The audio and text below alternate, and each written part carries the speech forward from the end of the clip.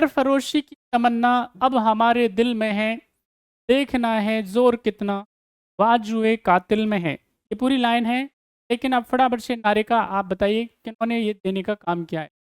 सरफरोशी की तमन्ना अब हमारे दिल में है, फटाफट से बताइए क्या होगा सही जवाब। ये नारा किन्होंने दिया है? भगत सिंह, राम प्रसाद विश्वदेव और सचिन। सही आंसर बताइए क्या होगा।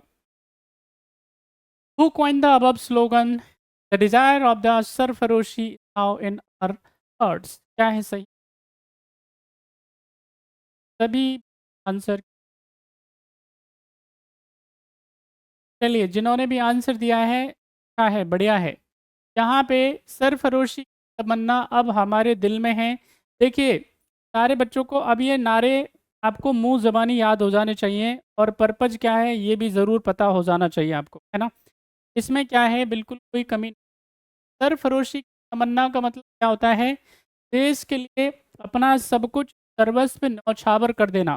सरफरोश का मतलब क्या करना है भाई? अपना जो है गर्दन कटवा देना। समझ रहे हैं मेरी बात?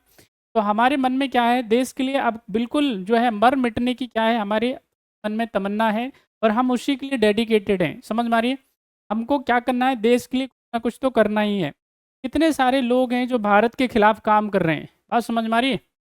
यहाँ पे कितने सारे लोग हैं, आपको अंदाज़ा नहीं है, कितने सारे कंट्री हैं, कितने सारे ऑर्गेनाइजेशन हैं जो दिन रात भारत के खिलाफ क्या करते रहते हैं, काम करते रहते हैं। भारत की स्थिरता को ख़त्म करने का प्रयास वो रेगुलर बेसिस पे करते रहते हैं। भारत की शांति को, भारत की जो तरक्की है, सामाजिक आर्थिक जो प्रोग्रेस है, हमारी जो है वो पूरी दुनिया में यूनिक है, और उसको क्या है वो लगातार प्रयास करते हैं कि किस तरह से इसको क्या किया जाए, ख़त्म किया जाए, इसको डिस्टर्ब किया जाए। तो इसलिए आपको विशेष ध्यान रखना है इस बात का। कोई भी दुनिया में कहीं पे भी कोई भी है जो भारत विरोध करता है, भारत के खिलाफ कोई अभियान चलाता है, तो आपको क्या करना है, इस तरह से आपको अपने आप को अलर्ट रखना है, ऐसा कर ना पाए।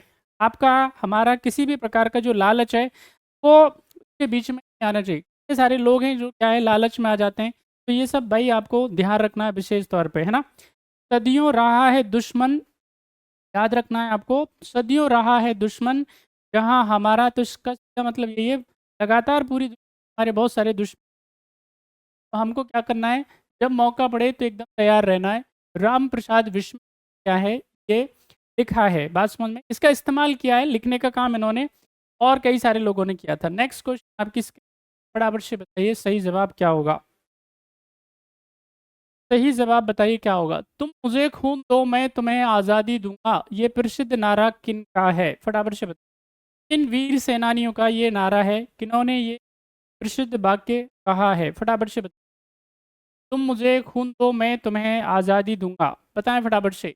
राष्ट्र बिहारी बोस साहब, चंद्रशेखर आज़ाद जी, सुभाष चंद्र बोस, सर आगा खां, क्या है सही? Who gave the famous slogan give me blood I will give you the freedom? सही आंसर बताएं क्या होगा। शाबाश, बहुत ही बढ़िया। देखो, मुझे पहले से उम्मीद है कि आपको ये सारे नारे अच्छे से पहले से पता होंगे, बट क्योंकि शाम आज की जो है वो खास है, बात समझ में आ रही है? आज बहुत ही क्या है, बढ़िया दिन है। हाँ, ये भी है कहीं कहीं जगह पे अलग अलग चीज़ें भी चल रही हैं जो क्या करती हैं, कई बारी हमारी जो आज़ादी के मायने हैं उनको बदलने का काम कर देती। लगातार आप सारे बच्चे देख रहे होंगे बंगाल में क्या चल रहा है, ठीक है कि नहीं?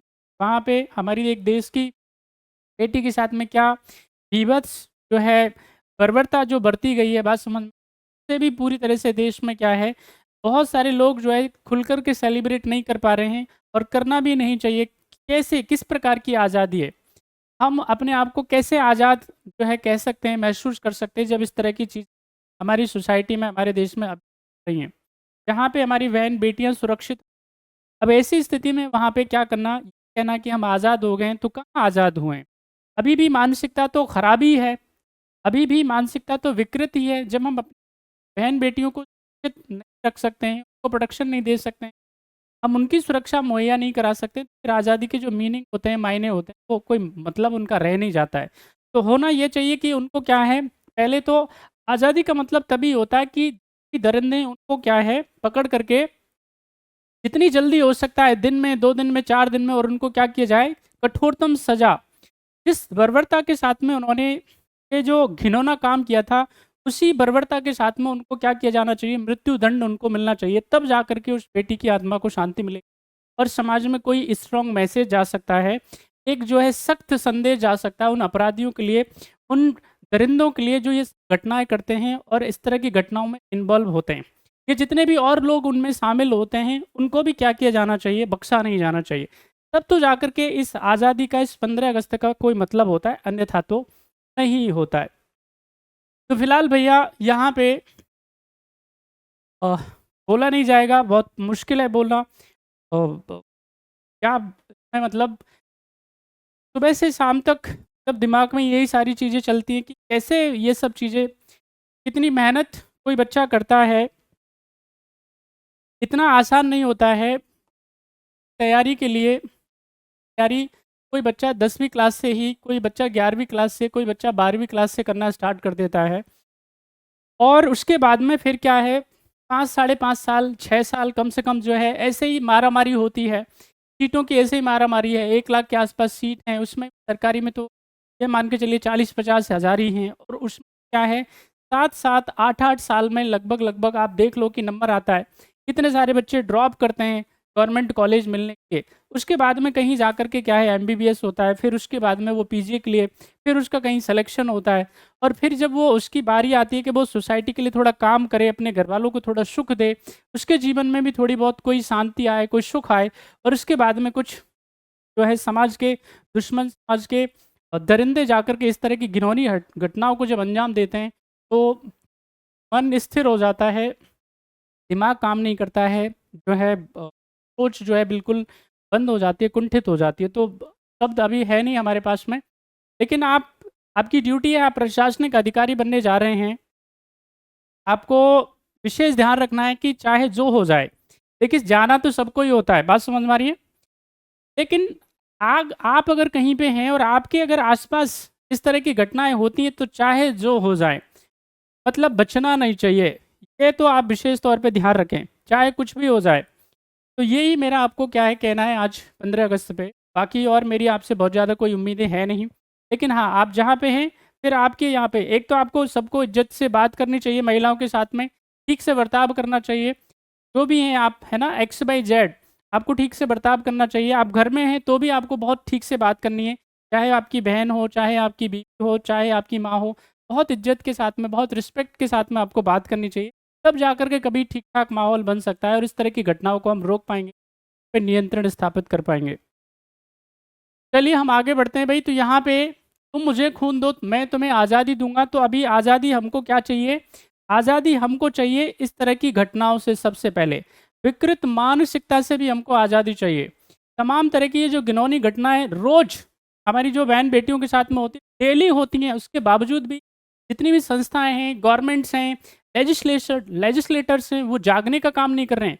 जुडिशरी सिस्टम है, तमाम तरह की एजेंसियाँ हैं, इतना बड़ा देश है, इतना बड़ा हमारा मजबूत सिस्टम है, उसके बावजूद भी पता नहीं क्यों इस तरह की घटनाएँ हो जाती हैं। मतलब अ, सोच करके भी क्या होता है, दिमाग खराब हो जाता है। क्यों इस तरह की घटनाओं पे नियंत्रण नहीं लगता है? हर 4 मिनट में एक बेटी रेप हो रही है, हर 4 मिनट के अंदर एक बेटी कोई किसी न किसी दरिंदे का शिकार हो रही है।